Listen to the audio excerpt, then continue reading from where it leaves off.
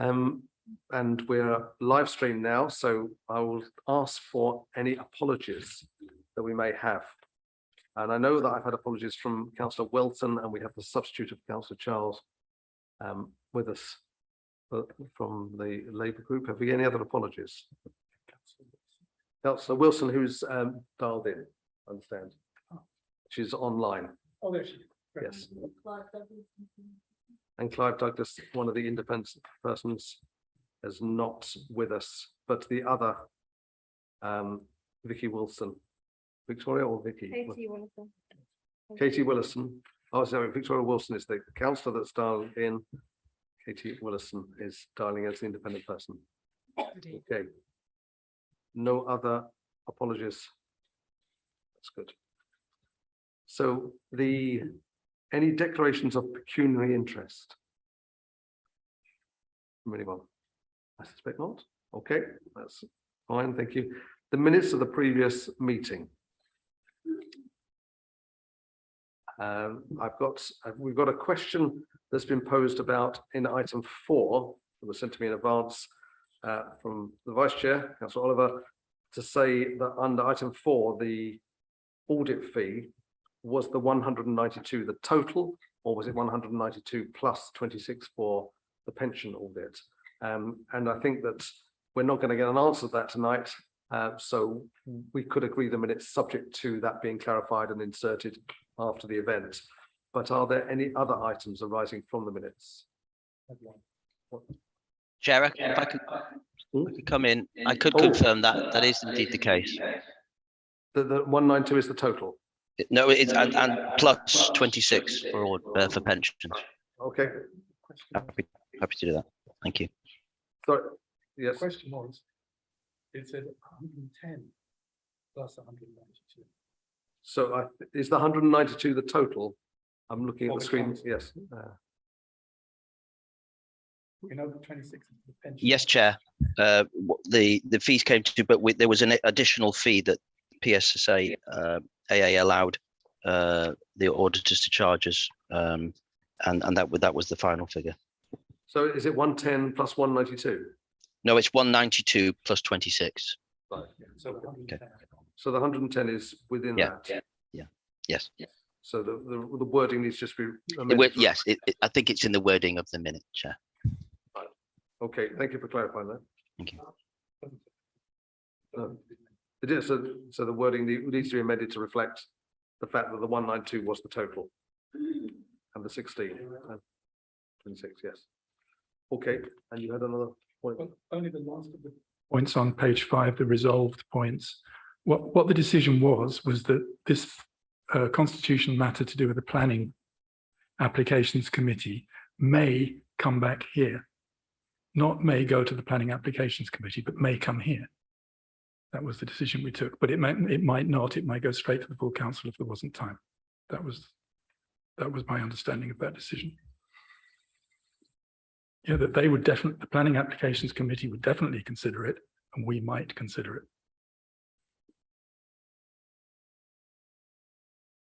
All right. We don't have the person who took the notes here. My reading of the note is that the requirements we make, that it's the amendments that may be required, and they'll be discussed at Planning Applications Committee before going on to full council. Yes. Not that they may be discussed at Planning Applications Committee.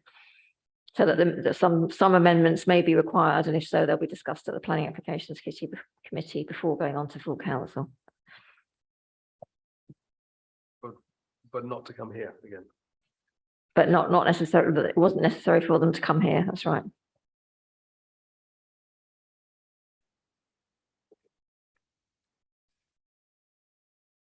All right, that's not my recollection, but I'm not too bothered. Right. So with the amendment or the clarification of the slight rewording of the money for the fee, for the audit fee, the minutes agreed. Okay. Thank you. So the next item, which is also brief, I would imagine, is the complaints. Oh no, the appointment of an independent person. Yes, thank you, Chair. So under Localism Act 2011, the council is required to appoint an independent person to give advice to the committee in relation to member complaints.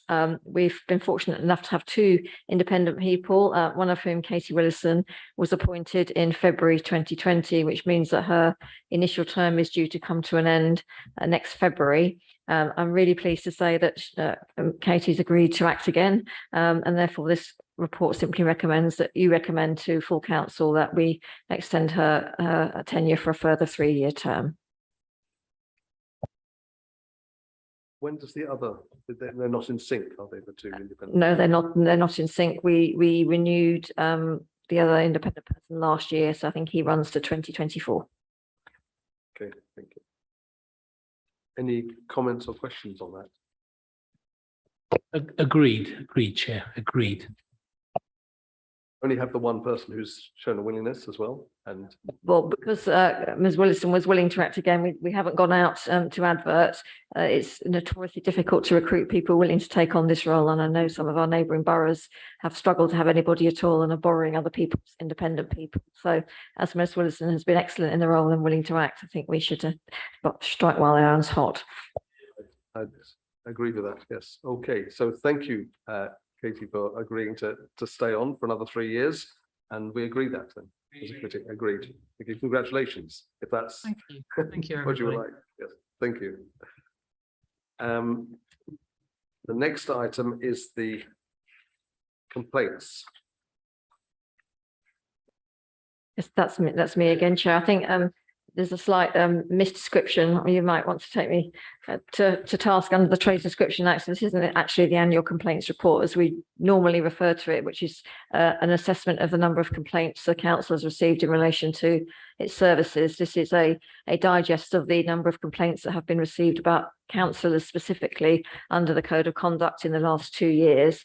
We haven't had this report to this committee, to my knowledge, in the last 2 years. So we thought it would be sensible to just show you the nature and number of the kind of complaints that have come through since January 2020. So I've listed those for you in paragraph 2.1.5. You'll see that in all cases, it was not considered necessary to carry out a full formal investigation for the reasons that were set out in the report. But happy to answer any questions about the report, Chair. Thank you. Well, I have a general question. Have there been, what's the history of any referrals for further investigation? Again, bearing in mind I'm relatively new, can't quite claim to be entirely new anymore. Certainly not since I've been here, which is since 2020. I think the only formal investigation before that was 2017.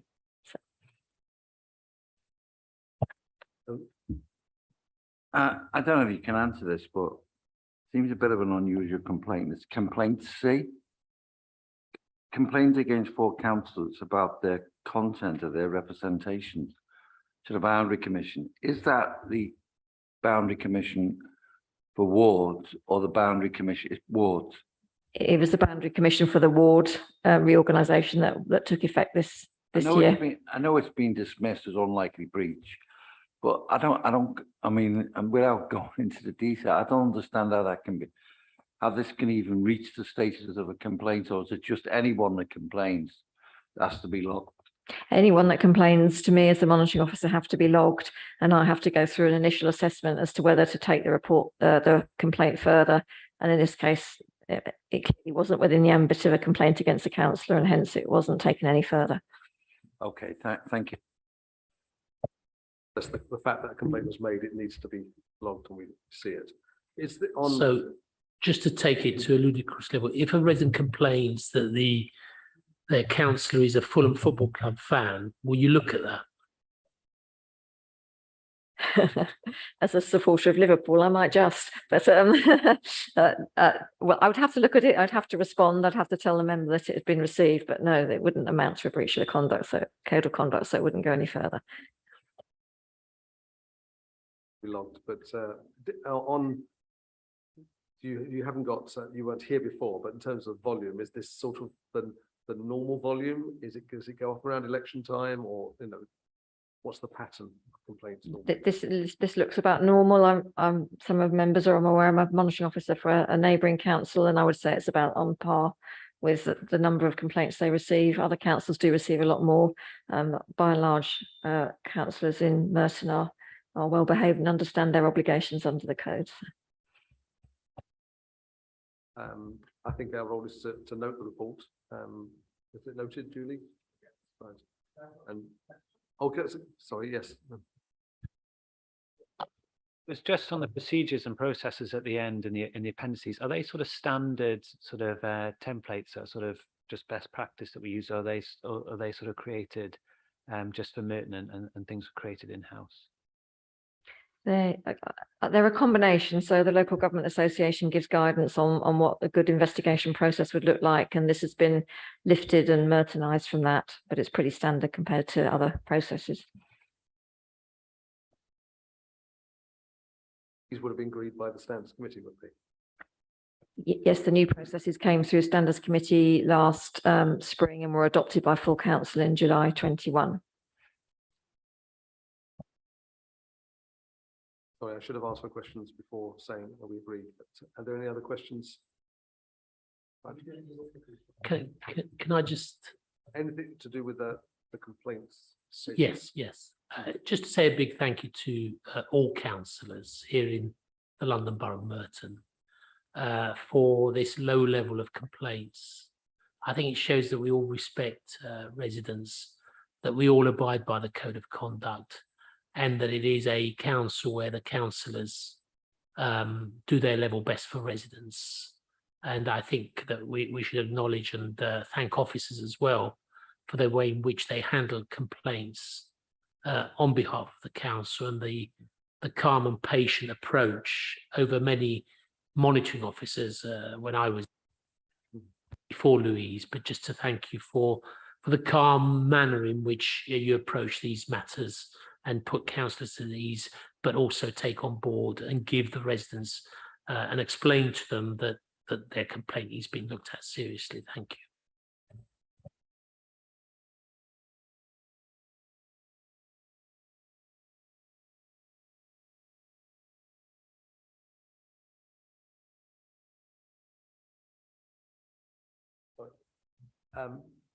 Well, the report, purpose of the report was to note it. If there's questions on the process or the code of conduct itself, that would need to come as an agenda item to review, would it?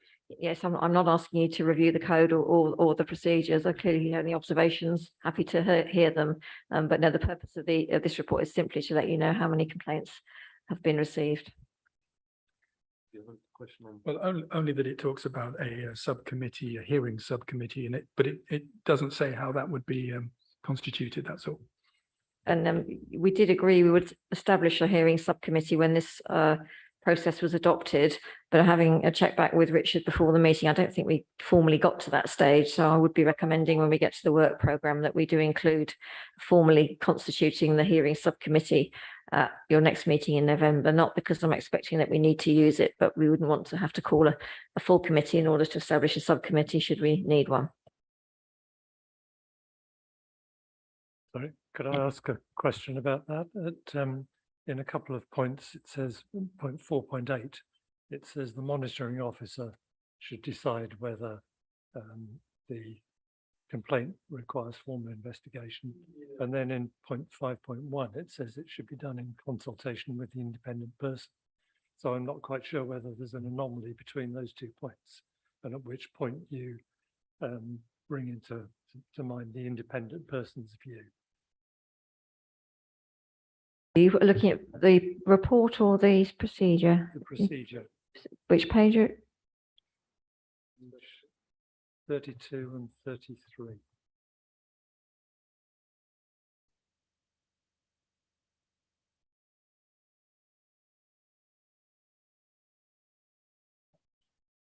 I found it now. So the procedure, what it should say, and I'm trying to find the paragraph, is that if it's a question of whether, thank you. Yeah.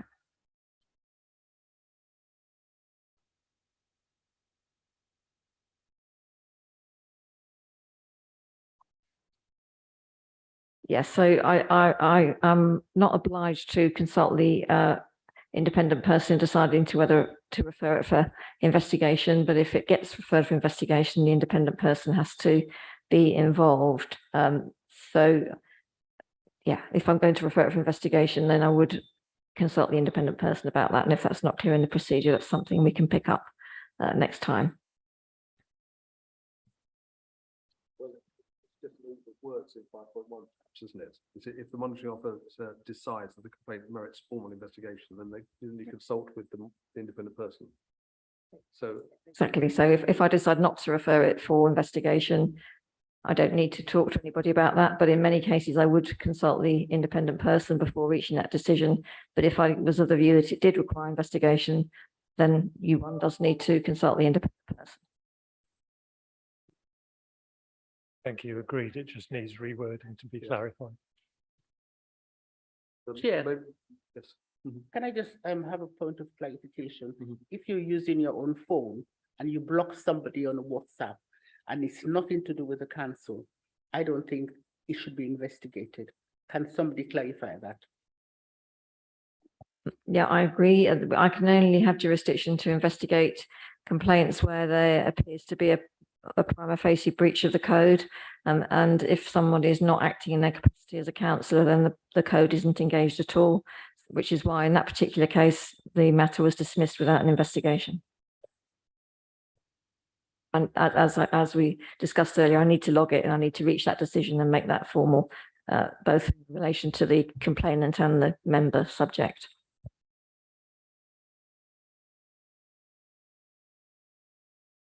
I think that it doesn't necessarily need rewording now, 5.1, to go back to that point, because it's saying how is the investigation conducted? So that presupposes there is going to be an investigation.